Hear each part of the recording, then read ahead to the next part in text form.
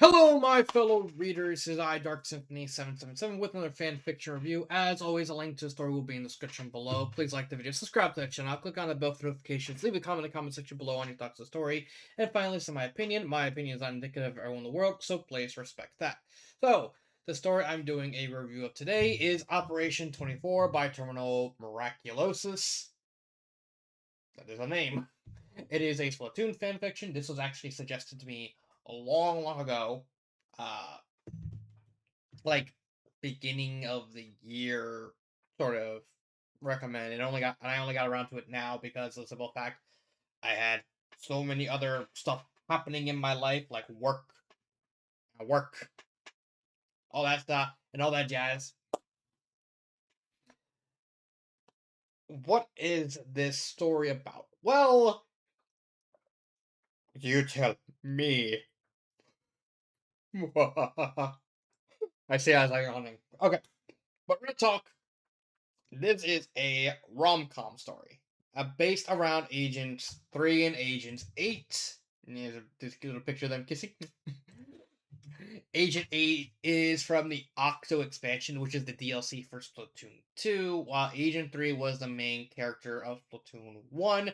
And also, she technically was also a boss in the Octo expansion. So, there's that. But in short, the story kind of is based off a simple premise. 3 asks 8 on a date. 8 doesn't know what a date is because she's technically lost her memory and she's still trying to get it back.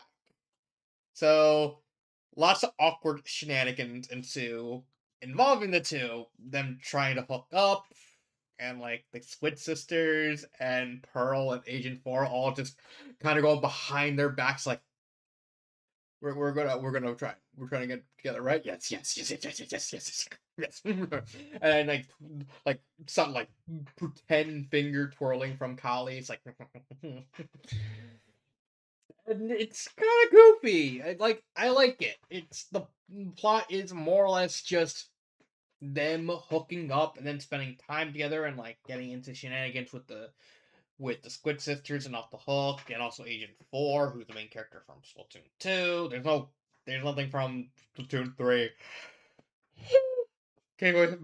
This game wasn't made before Splatoon 3, as mean 2019, so nothing. So Splatoon 3 does not exist. Uh, so in short, they basically are just going on just random stuff, random conversations, random teasing. Oh, there's a lot of random teasing. Basically, that's like a big thing with this story. It's just everyone's. I don't know how to describe it. Oh, wait a minute. I knew it. I'm surrounded by assholes. In short, everyone's an asshole to each other. They're just, they're just like, I don't know how to describe it. It's like Ed, Ed, and Eddie in tone, where like everyone talks shit to each other and like everyone gets hit. Like the whole thing, like the Squid Sisters and Pearl, not Marina, because she kind of realizes, good luck having this all fall flat on your faces. They all and Agent 4, they all unanimously agree. It's like we're gonna ship them together, right? Yes, we're doing this to basically tease Agent 3, right? Also, yes. Thumbs up. We're not gonna let her live this down, right?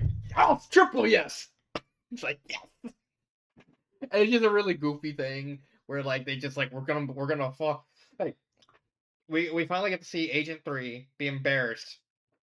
We're gonna milk this, all right? And of course, when it inevitably fails, we get like a whole build up. It's like, oh, how'd you find out where he's like? Oh, I know, you know what to do. You know where you live. And then eventually, Agent 3 actually busts inside Agent 4's house. It's like, this is gonna stop. It's like, oh yeah, well, who's gonna stop us? And they hear, it's like, oh, don't think I came here alone. And then they hear footsteps and they hear knocking. It's like they open the door. They all freak out, turn around. And it's like there's Agent A. It's like, oh. And then Marina just slams the door open, like all glaring at them. It's like, oh no, we're fucked up. It's like, Marina, honey, dear, Pearl, sit down. It's like, now, prepare for the lecturing of your lives. And I was like, 1 hour later. It's like, nothing. Are we done yet? Yes, you're all very done. Pearl, you're not done. Like, it's so funny.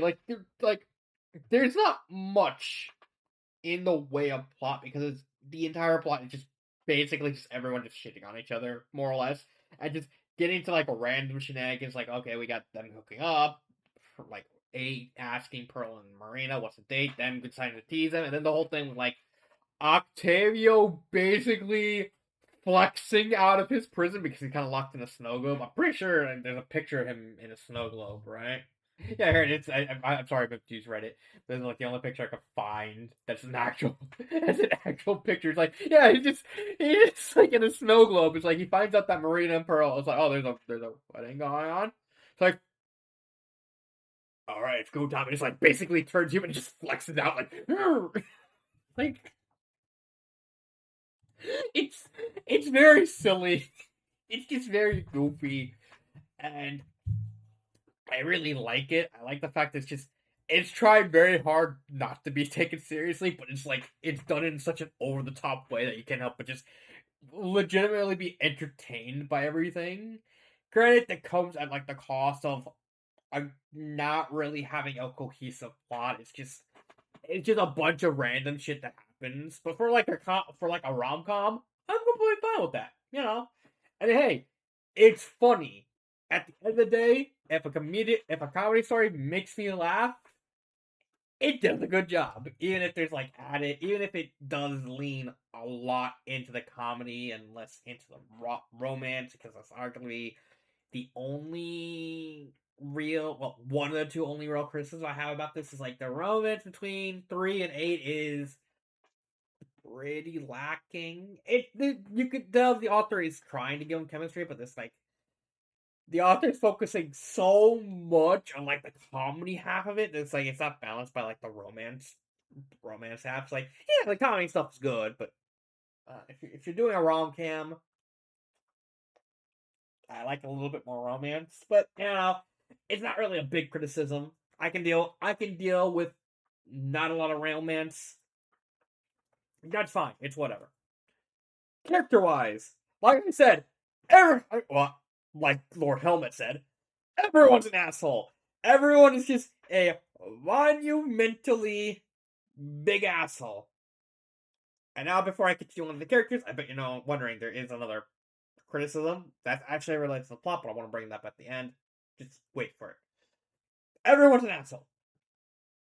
8 is an asshole to everyone. Well, 8 is kind of like a clueless asshole. She kind of plays like since her whole memories gone, and she's still trying to learn it back. So she's still kind of just awkward in the way that's like, oh, she kind of plays off everyone. Marina is essentially the straight woman of all the agents. Is like everyone just throwing shit and just flipping the birds at each other. It's like, oh yeah, Agent 3, by the way. And like Marina's just basically playing like the straight man, but then when the wedding comes up, she turns into like a monster bridezilla, and basically is revealing it's like, oh yeah, she's just as kooky as the rest of them. It's like, you get the chair. It's like, but we just got here. It's like, upstairs. Callie Marie, yes, get the sweets. And then of course we get like a They Live reference, like Callie breaking into the bakery shop. It's like, I am here to get sweets and chew bubblegum, and I'm all out of bubblegum. And Marie just walks behind. It's like, we just like to take all your sweets. It's like, all? Which ones? All of them. It's like it's an exceptionally funny story.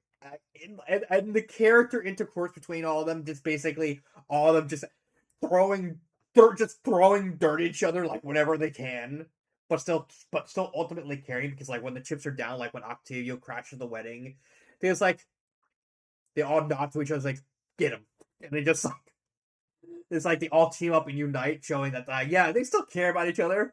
And then once the wedding is over, it's like, talk shit to each other, talk shit to each other. It's like they're all just goofy. They're just goofy idiots to each other, and I love that about the story. The character dynamic is really funny, and it's refreshing. Like I've read so many fics are like super serious and all these, all this serious straight lace. So it's good to have a story where like everyone's just acting this way to each other, just being all absolutely hilarious, getting these weird, funny situations. Grammar wise,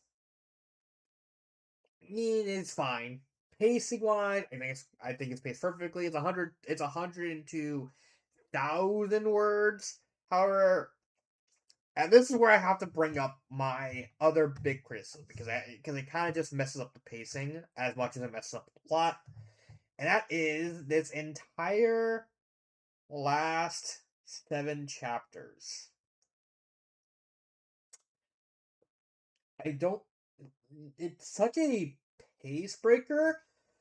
Now, I will preface this talking about this whole thing by these last 7 chapters more or less are just one big flashback. They're one big flashback showcasing like how Agent 3 got here, how she ended up in like Egopolis as an agent. Basically, she grew up in like in a very religious family. She turned out she was a lesbian. Her mother didn't like that, and so she just kind of vagabond into Egopolis, kind of living homeless, and then she eventually just got suckered into becoming an agent because she saw Captain Cuttlefish kind of sneaking away, and she's like, I'm gonna rob this old man. He's like, you gonna rob me? Yes. You know, Eddie? Yes, I'm coming. and then, and then, of course, we also get like find out Agent 4 joined because like Marie, since Callie was kidnapped, Marie kind of just panicked and just like grabbed like the first person who like made eye contact with her was like, which was like Agent 4. It's like, you, come with me. Come with me if you want Incopolis to live. What? Do it. Do it. Do it. Okay. It's like, yes, you are the one. It's like, please, I'm asexual. I don't believe in that. What? No, no. You gotta help me save Incopolis. Oh, what do you think I meant? I think I was trying to put. What? You're not. It's like it does do a lot of heavy. This flashback does do a lot of heavy lifting with like detailing the backstory because it not only does it with like Agent 3, it does it with Agent 8, it does it with like Marina, Pearl, Kali, and Marie, and set up the, like certain events of Splatoon 2 and the Octo expansion, and also Agent 4. I really like that, but the reason I have to criticize it is that it's, for one, let's get the biggest thing out of the way.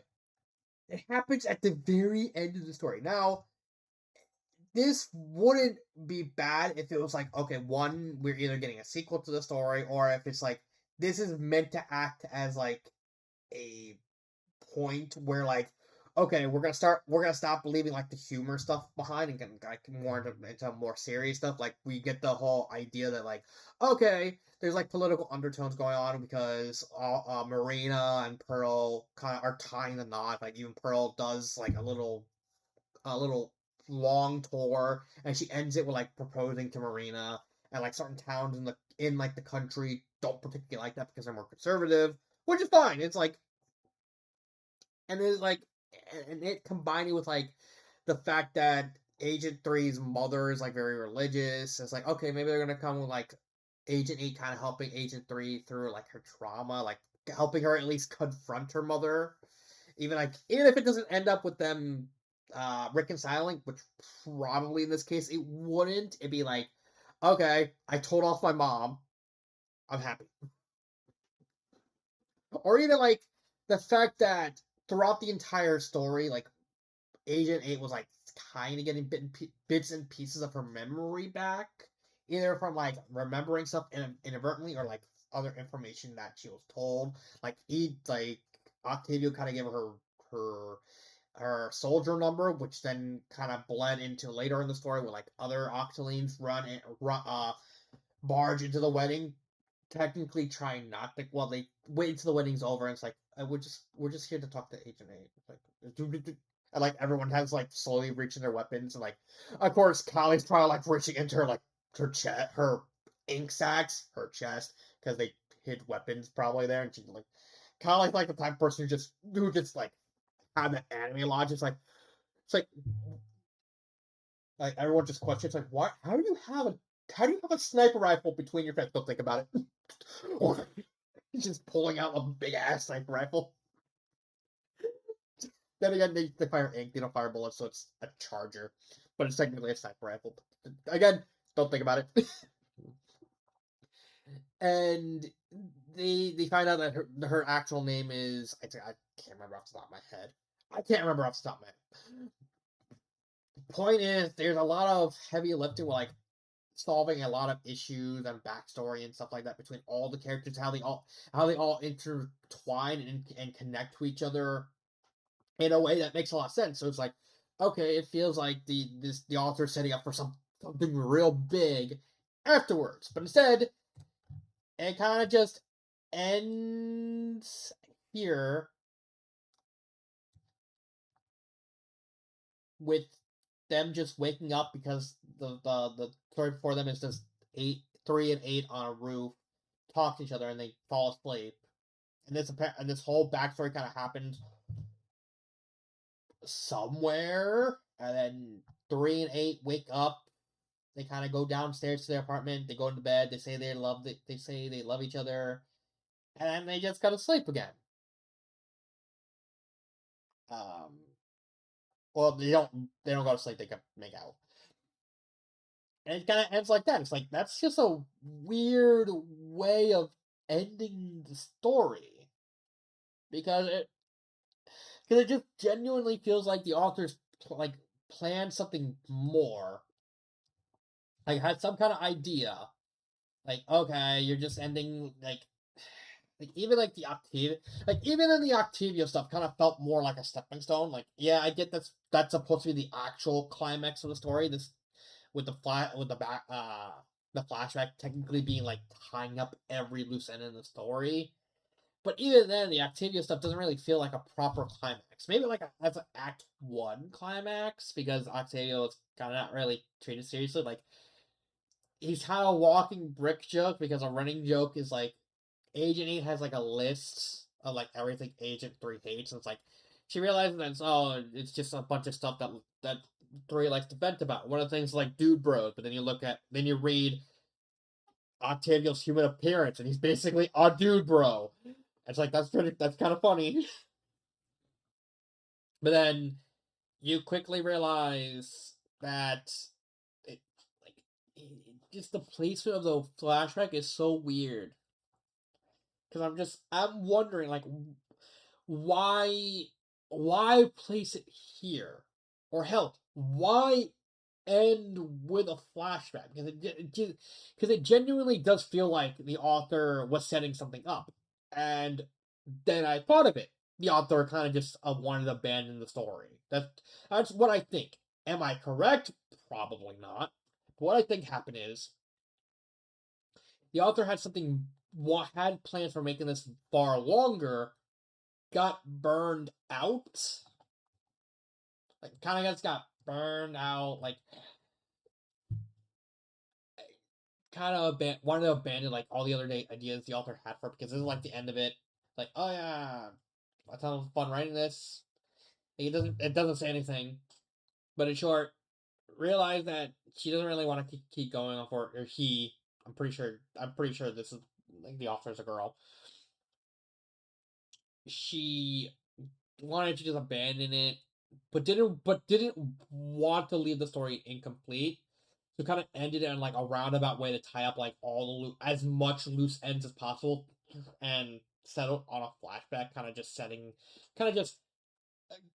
essence, kind of just laying everything bare. Like, okay, this is how, in a way, that roundabouts. Like, I'm not judging the author, because if we look at the flashback from a pure writing sense, the flashback's written real well. Like I don't have any issues with the flashback on the whole. I think it's fine written as it is. I think it solves a lot of character moments. It's very competently written. There's no issues I have with the actual writing. And it feels like it was setting up for something else, and kind of just having it just end up with this kind of just feels anticlimactic in a way. Like, or even like in like it's such a hard thing because like it wouldn't make sense in the context by having the flashbacks intermittent throughout the story, because then that would probably break up the pacing even worse. Yeah, it would definitely break up the pacing even worse because of like all the fast paced humor and dirt flinging that's going on. But having it at the end all together doesn't really work either. It works better than than interspacing the flashbacks throughout the story. But it's the small potatoes. I don't. It kind of makes it hard to quantify the flashback because it's like I see I see the author again wanting to tie up loose ends, and it just feels like it just comes off like the author wanted to finish a story and just did this as a way to just finish up everything, and like at least give some kind of proper conclusion. So yeah, would I recommend this story? I would 100% recommend the story. Even the flashback, like I said, the flashbacks were in really well. It's just its placement that I have an issue with. Uh, is there anything I would change about this story? Uh, Not really. I mean, the only thing I can think of would be like add a second act to the story after the flashback of like them, exploring their romance more. Like maybe the mom shows up. It's like there is stuff you can do. It's just like I don't know what you would like how you would continue outside of like 8 getting her memory back and 3 confronting her mom and preferably just telling her off and telling her to fuck herself. Yeah, that's fine. What would be my favorite part? Probably. Oh, there's just so many good jokes. Probably like the marina bit earlier because of just how hilarious it was. Like everything like three breaking in through the mirror, splat like laying on Four's face, like well, her screaming that she's asexual. The build up to like, oh, they're thinking like Marine's about to lecture them, and 8 comes in, and Marine just barges in, like ready with like a lecture ready, like with cold fury, like it's very funny, but like honestly, you could probably just blanket my favorite part as like the humor as a whole, because I really love the humor.